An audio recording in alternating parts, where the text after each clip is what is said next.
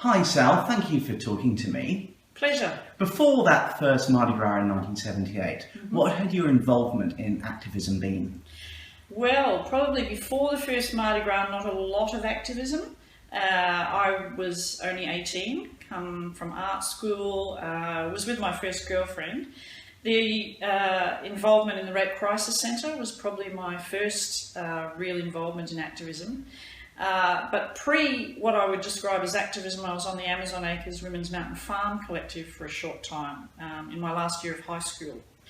Me and a buddy went up to the Women's Mountain Farm, which was a lesbian haven at the top of a mountain in sort of the Taree Wingham area of New South Wales, but that was not quite activism. Certainly out in terms of being a lesbian, though. Was that more lifestyle? More a lifestyle, yeah, exactly. Yeah.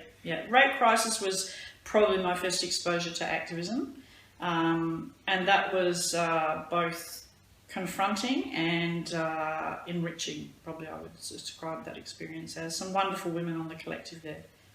Yeah. Had you been to any previous protests? Protests, no, but certainly demonstrations, abortion rallies, Women's Day March, things like that. Yeah. And that day in June 1978, do you remember the events early that day?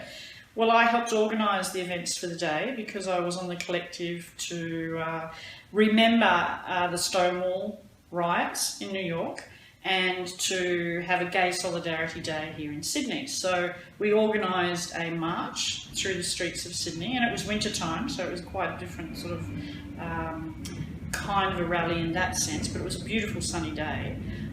We got quite a lot of people along on that day, on that morning, and then in the afternoon we had a speak out at the Paddington Town Hall. Some fantastic speakers, politicians, members of the community, and then in the evening we had what Margaret McMahon described as our Mardi Gras, and that was our plan for the day, to remember the Stonewall riots and have a gay solidarity day in Sydney. And some of the people on that collective of people, as we called groups in those days, were also involved in organising what would be the next homosexual conference. So in the morning you'd had the protests. Yep. In the afternoon the meeting at Paddington Town Hall. Well, I wouldn't describe the morning as a protest as such. It was more a march with banners. What was the atmosphere like? The atmosphere was very buoyant, very happy. It was a crisp, sunny day. People were very celebratory, and we were basically saying these are our rights. And then we finished at Martin Place and had a bit of a speak in there, and everybody was looking forward to the afternoon and the evening. And in that morning, were there any incidents with the police or anything? None whatsoever. And we had a permit to engage in all of these things, and we'd organised for the space at the Paddington Town Hall, and we'd organised to have the permit and have the truck for the evening's Mardi Gras and all of that. So in our eyes, it was a legal situation. Had the permit been hard to get? Yes, permits weren't easy to get, and at that point in time, Neville Wran was both Premier and Minister for Police. But I think we certainly had no forewarning or any sense that there would be any concerns with the way the police would necessarily treat us. That's not to say that they weren't homophobic in the way that they treated particularly gay men, and certainly misogynist and not very friendly to lesbian women because of the climate and the day. It was the late 70s. And the legal realities of men being allowed to have sex with each other. So there was that in the background, but certainly our sense was that it was in the background. So that evening, you all met at Taylor Square? We met near Taylor Square, outside the courts. We had one truck. I was on the back of the truck. We had one truck with a sound system that only played 2 songs in rotation. Sing If You're Glad to Be Gay by Tom Robinson, and Ode to a Gym Teacher by Meg Christian.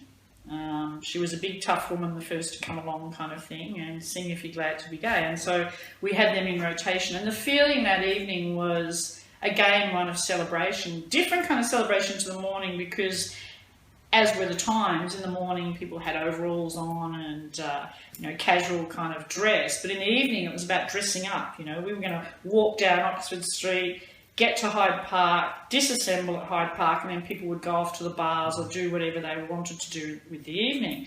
And it was about trying to encourage people out of the bars who didn't feel perhaps as comfortable as some of us about gathering and doing that, to try and encourage them to join us and, you know, unite in celebration of our sexualities. And when you began near Taylor Square, do you remember what sort of numbers there were? I would say there were at that stage at least 500 to 1,000. When I say 500 to 1,000, I'm talking about 35, nearly 40 years ago in my memory. But certainly from standing on the back of the truck and looking around and having a sense of who I saw and how many, there were certainly as many women as men. I would say 500 to 1,000. The police were being what I would describe as relatively polite. I think they were a little surprised that there were as many people. But the feeling, you know, playing those two songs, which are both very celebratory songs, in rotation, and standing on the back of the truck, because one of my jobs was to make sure that the music kept playing.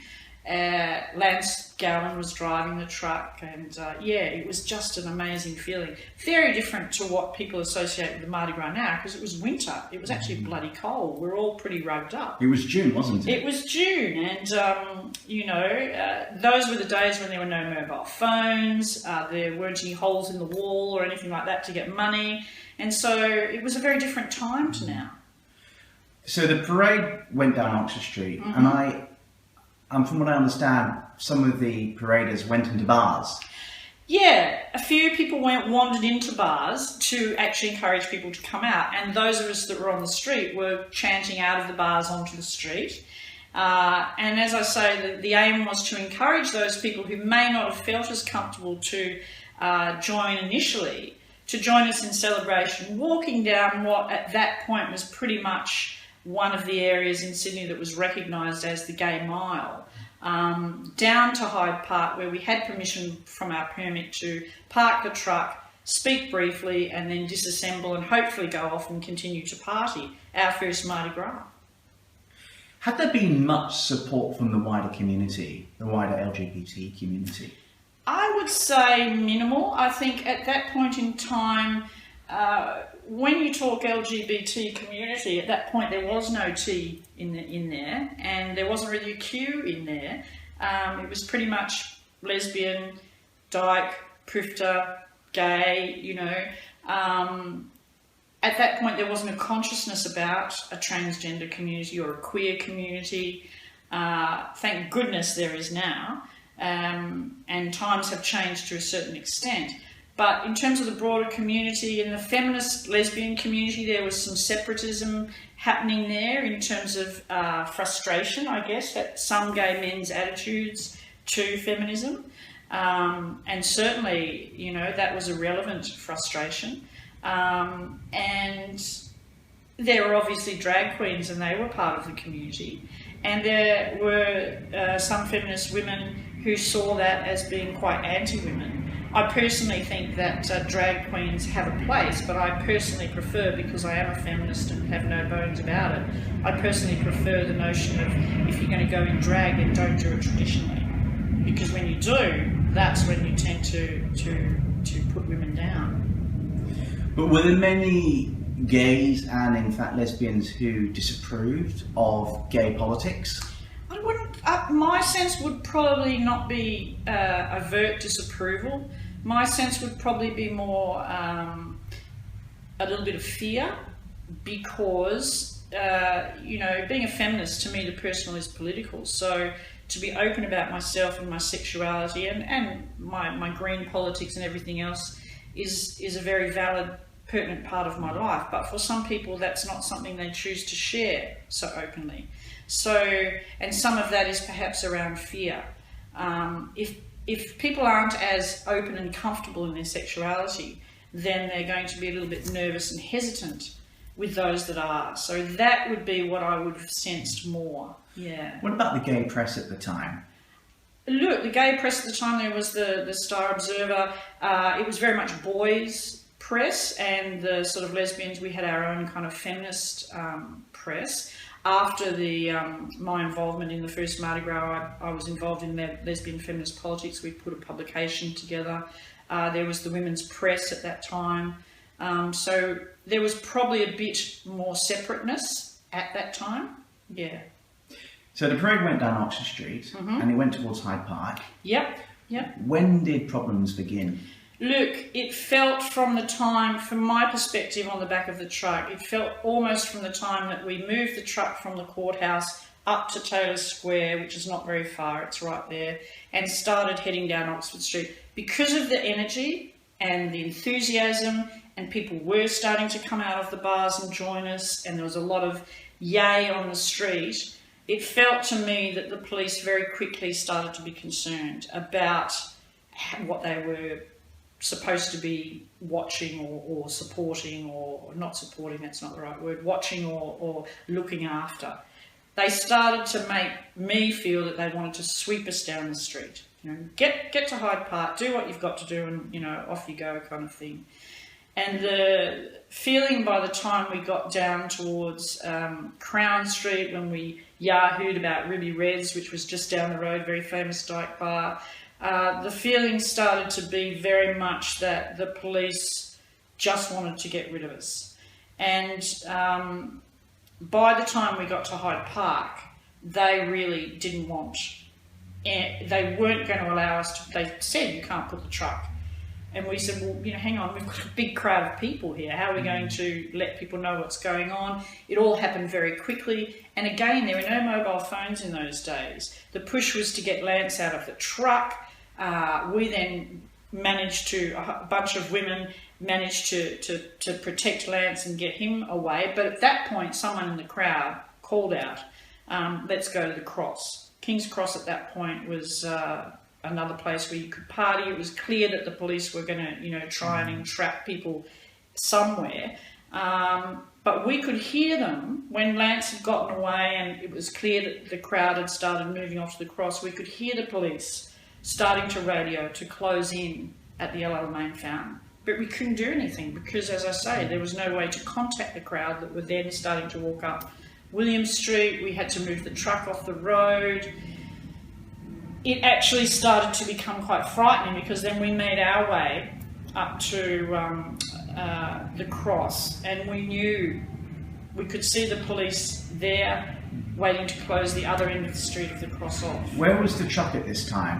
The truck at this time was still on the road. We had to move the truck off the road and just parked it in the top of Darlinghurst there. So Lance had left the truck? Lance had gotten out and was, you know, scurried away by some people. The police really wanted to get him, drag him literally out of the truck. It was, the scuffling started there. But because of the momentum of the crowd, and I think the police just thought, whoa, you know, like what's going on? But they very quickly had a tactic, you know. They very quickly were radioing to close, you know, we close off at the LL Main Fountain and we'll get them off the other end, get them through the other end, you know. Mm. So were you on Darlinghurst Road at this point?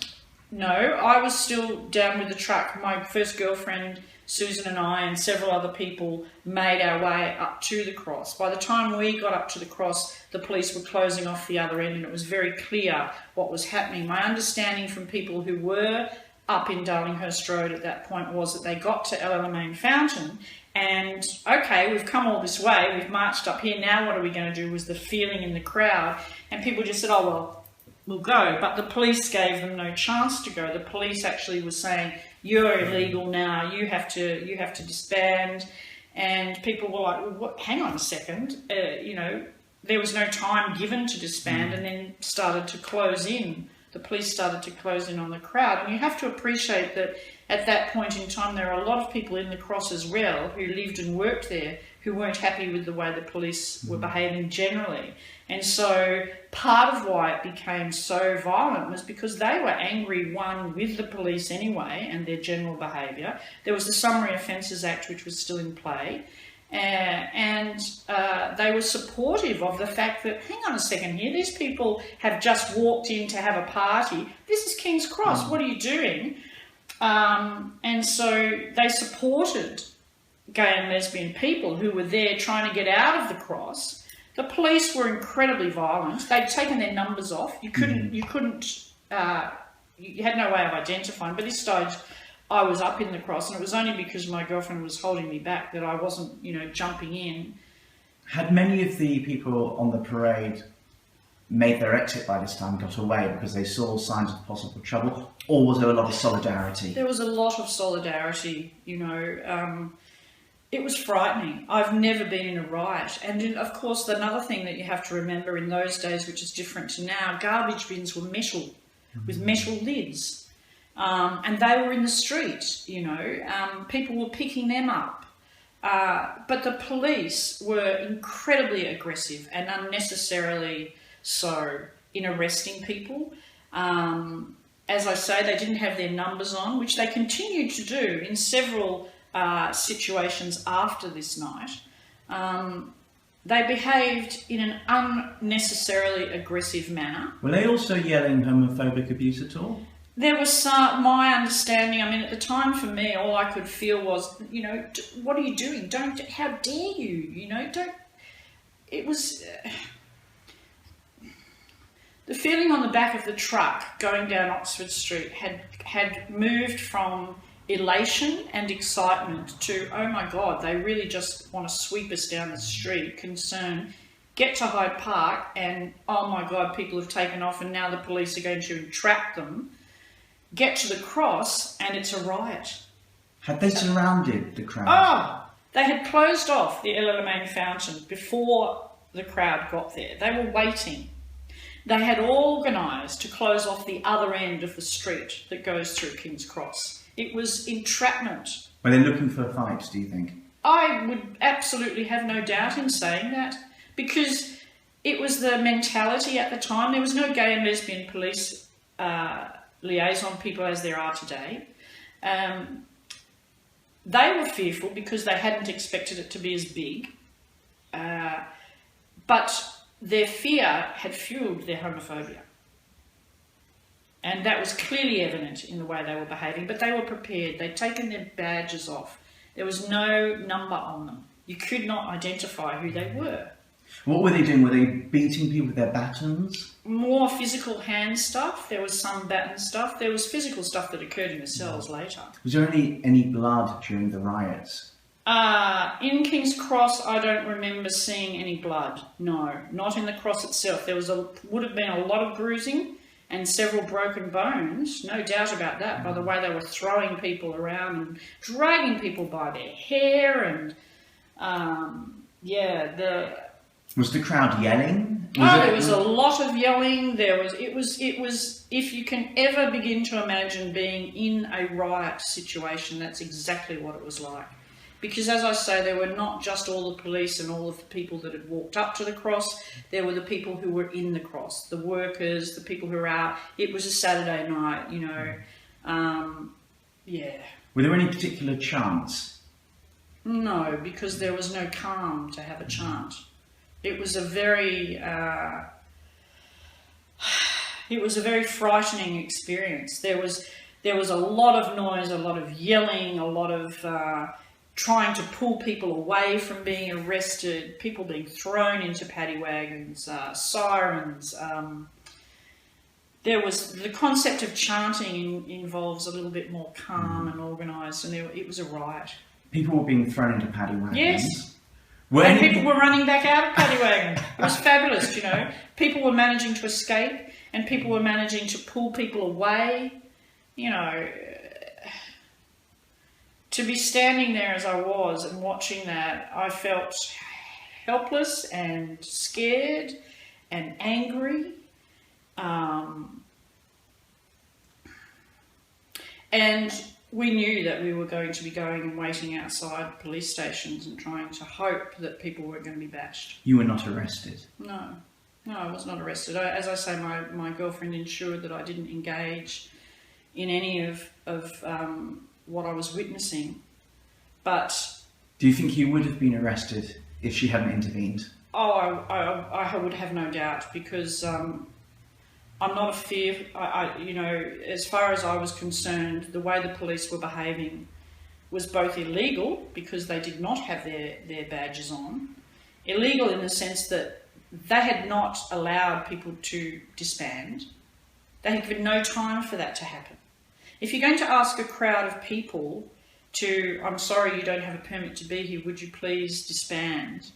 Then ideally you give them at least 10 minutes, would you imagine, when you've got, a few hundred people there? That wasn't given. So with the permit, you said it wasn't supposed to last a certain amount of time. Was it a certain route of the parade? No, the permit was for us to have one truck and the people to go down Oxford Street, straight down Oxford Street to Hyde Park, into the edge of Hyde Park where we would disband the crowd, and that was our permit. There was no permit involved in the cross situation because that was a momentary decision made by someone in the crowd. But because of the way the police behaved as we got to Hyde Park, the general feeling was, oh, well, we'll go to the cross, You mentioned the Summary Offences Act. Yes. Can you summarise what that was? The Summary Offences Act was about the notion of asking for a permit to do anything. It covered a whole range of things, really. It was a control mechanism, a legal control mechanism, and the Rand government had a reputation. And as Minister for Police, it was his call, or the heads of the police on that evening, in charge that evening, that made those calls and enacted made the decisions about, take your badges off, you have a right to do this. It was a Labour government, wasn't it? It was a Labour government. Was that both federal and state? At the time, let me think, 70s. I know it was a Liberal government federally, but statewide... it was Neville Wran. It was Neville Wran, who was both Premier and Minister for Police. And, when it became clear that a number of people were actually going to be arrested and paddy wagons were being closed and vans started moving away, we realised that we needed to go. We didn't know at that point whether they'd separate the women from the men. They ended up doing that. They took the women to Central Police Station, but we thought initially they'd go to Darlinghurst Police Station. Now, Darlinghurst Police Station had a pretty shocking reputation in terms of the way it treated people that were arrested. And at that point, there were no holes in the wall. So where are we going to get money to try and get people out, So it was about people had kitty money, people had rent money, contacting people, contacting lawyers, contacting doctors, because we were aware in terms of how people were treated in the cross that there were going to be some injuries. So we made our way, several of us made our way to Darlinghurst Police Station. When I say several of us, outside Darlinghurst Police Station all night, there would have been a few hundred people. And Digby was filming for Witches, Dykes, Faggots and Proofters. We were contacting people, we were trying to count how much money we had. We could hear sounds of people in the cells. They weren't allowing medical people in initially. The sounds you could hear, again, was it a chant or was it just random? No, it was violence. It was... violence? It was... really? From police to the prisoners, or...? Well, basically, yes, that's what it sounded like. And because, it was night time, it was cold, we were all kind of huddling together as well as trying to do the best we could to make sure we could get people out and get the relevant people in, get the lawyers in, get some medical people in, The police weren't being cooperative at all. And then early in the morning, the women were moved to Central. Not that early in the morning, but certainly after midnight. We managed to bail pretty much everyone out with all the money that we gathered, but we could hear there was violence taking place in the cells. We assumed it was the cells, and we then found out that Peter Murphy was very violently bashed and, people were shoved. The police behaved appallingly, absolutely appallingly. And you can't, it was Neville Wran's watch. It was the leaders within the police that made those decisions on that night. And they continued to make those decisions because there were several demonstrations outside the courts afterwards. And each one of those demonstrations, I'm a photographer, I was a student at the time at art school, they took their numbers off. I've got photos of them, there's no numbers on them. Now that's not legal from what I understand. Yeah. So, is it true that many of the charges were dropped? Yes. Was it all of them or most of them? Most of the charges ended up being dropped. Probably that took about 9 months and several court cases, and we had several rallies about dropping the charges. Because, if anything, people were defending their civil liberties. On what grounds were they dropped, do you know? I don't know the exact legal grounds that they were dropped. Certainly, I would suspect that people's civil liberties had been challenged. People were aggressively beaten. People were arrested inappropriately. Who was this person arresting me? You have no identification on you. You know, you're wearing a police uniform. How do I know you're a police officer? You know, I mean, all of these questions would have been something I would have wanted to ask, or I would have wanted my lawyer to ask. What do you think was the basis of the hostility from the police? Was it homophobia? Was it that you were challenging authority? Both homophobia and that we were challenging, that in their mind there was this Summary Offences Act, we were given a permit, we had permission to do a certain thing. In their mind we had done something different to that. No responsibility taken for how they had dealt with their part in it. Do you know, any kind of interaction, I believe that there is a need for certain laws, but laws that impinge on one's civil liberties aren't appropriate. And the police did not take responsibility until, in a legal sense, charges were dropped, because it was clear that behaviour was inappropriate. Did the law change in any way as a result of that first Mardi Gras parade? As a result, I think, yes, it contributed to laws changing. There was a lot of lobbying by people far more involved than myself in getting those laws changed. It became legal, which I think is an absurd concept, for men to be able to have sex with each other. Thank goodness, because of Queen Victoria thinking that lesbians didn't exist, there was never a law made to say that women couldn't have sex with each other. But, yeah. Is it true that the Sydney Morning Herald, for instance, published the names and addresses of those who were arrested? Oh yes, not only did the police behave inappropriately, but the media behaved inappropriately as well. Because we got together the next day as a collective, because we'd organised the whole thing. Certainly not the riot. But we got together to talk about, you know, what are we going to do? There's all this press. There were several meetings as well at what was called the Stanley Palmer Culture Palace in those days, a fabulous old building on the corner of Stanley and Palmer Street. A lot of people from the community came along, and we talked about, okay, well, what do we do with what's happened? You know, like, we can't just sit back and allow what's happened and court cases to continue. And so there was the organising of the Drop the Charges rallies that occurred. There was supporting people outside the court cases. There was trying to support people dealing physically with the realities of being in a riot. I mean, watching it was traumatic enough, but being involved in it was a trauma as well. You said you had a meeting the next day. What was the atmosphere like during that meeting? Oh, we were shell-shocked. We hadn't slept. We were, you know, oh my God, what? We had it in, I think it was Morris's flat in Darlinghurst, and yeah. Shell-shocked is how I would describe it as best. You talked about the excitement when the parade started at Taylor Square. By the end, what was the mood? Was it one of defeat? Oh, no, it wasn't defeat. When we were outside Darlinghurst Police Station, there was never a sense of defeat. There was always a sense of solidarity.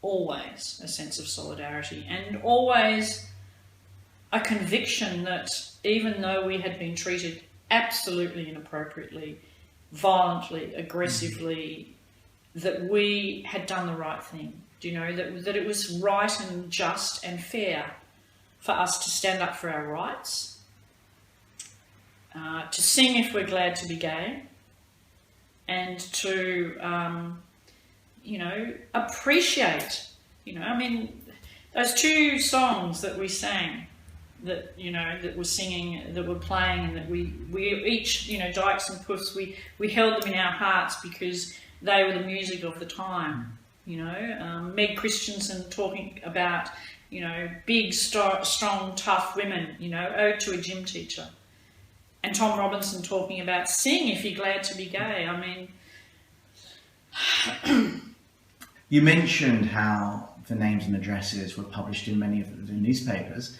What about the gay press? People lost jobs, people had their livelihoods threatened because of that. What about the gay press? Did it come out in support? Did it ask for justice? Did it campaign? Yes, but it was minimal in terms of what it could do, and certainly not as prominent as it is now. There wasn't really in the mainstream any support. There are a couple of token articles that vaguely suggested that behaviours by the police could have been different.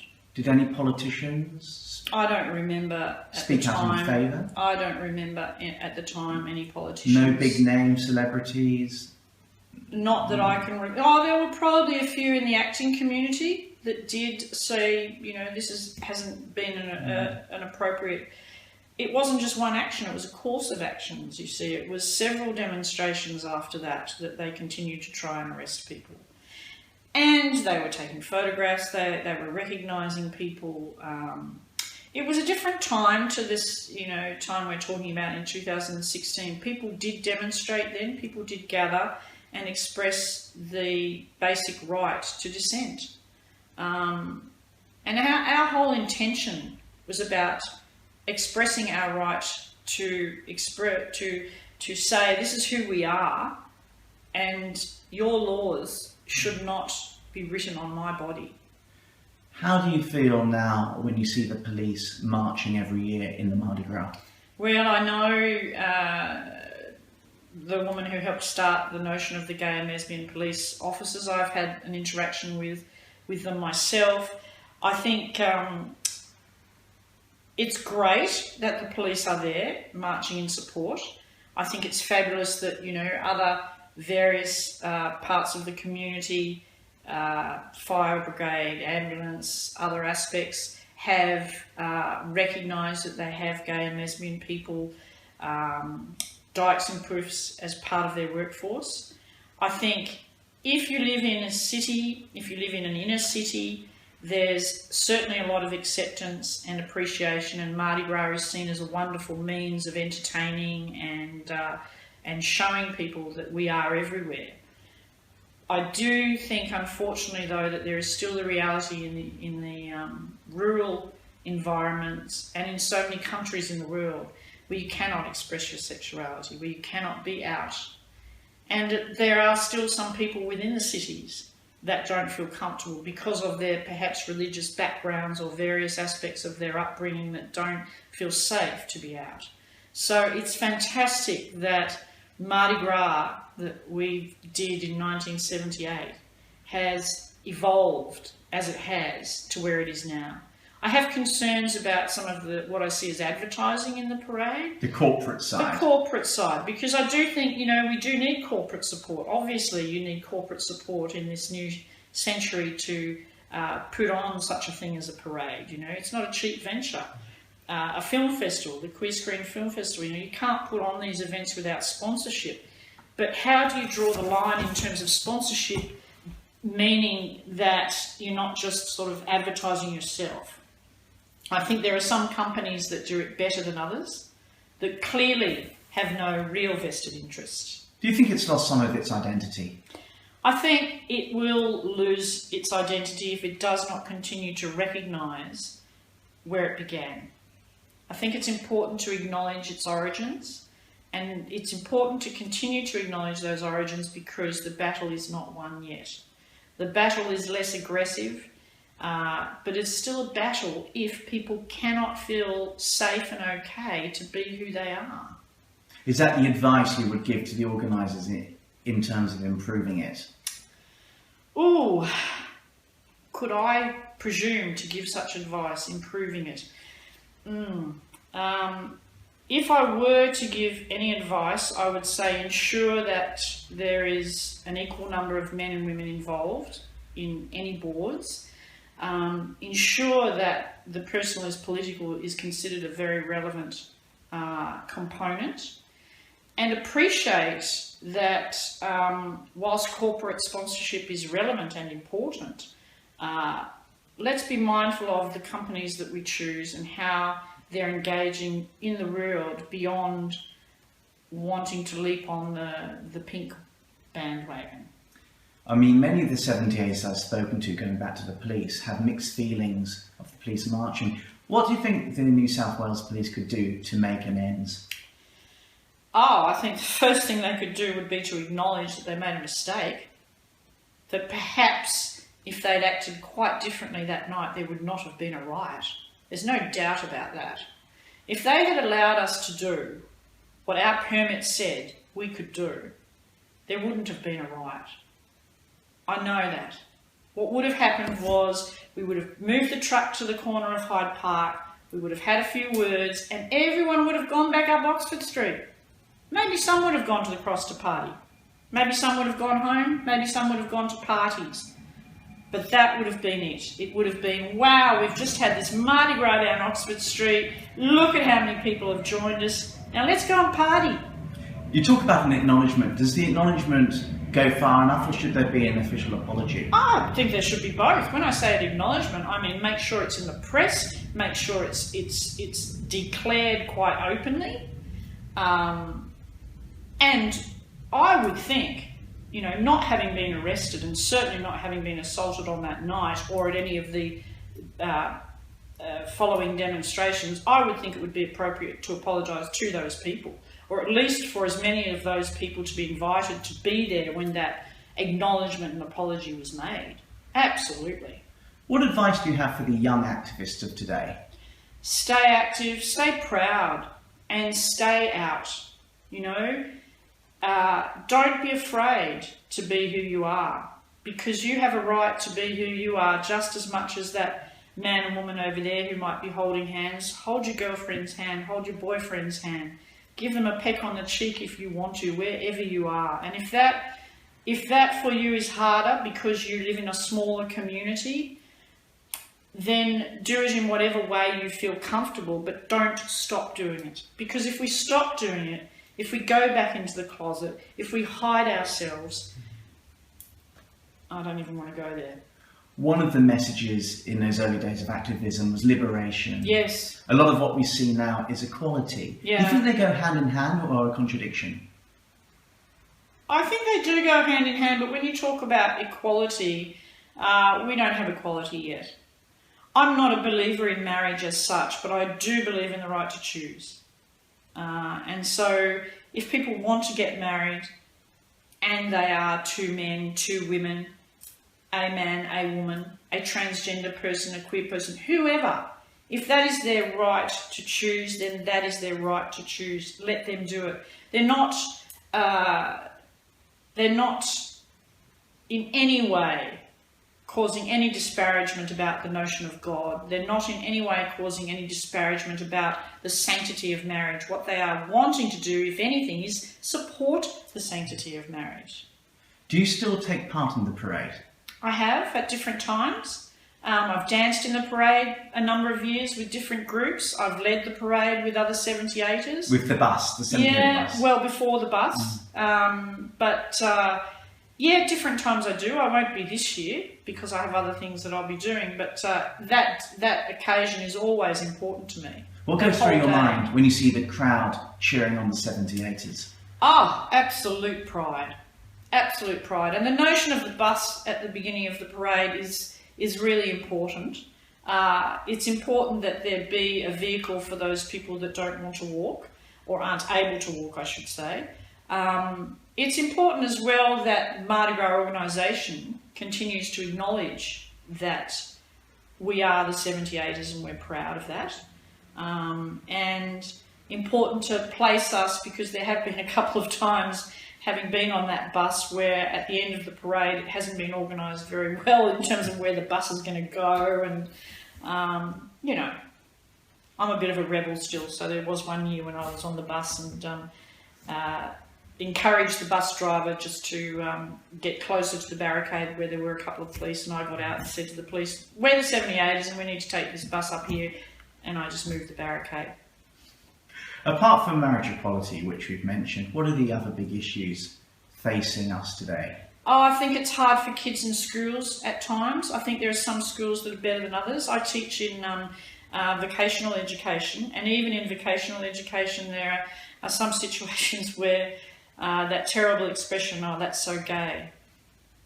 And, you know, I work for an organisation that's very supportive of inclusion, so not allowing sexism, homophobia, racism to exist within the learning environment. So I point out quite clearly, not in my classroom. And from that first Mardi Gras, are there any valuable lessons we could learn?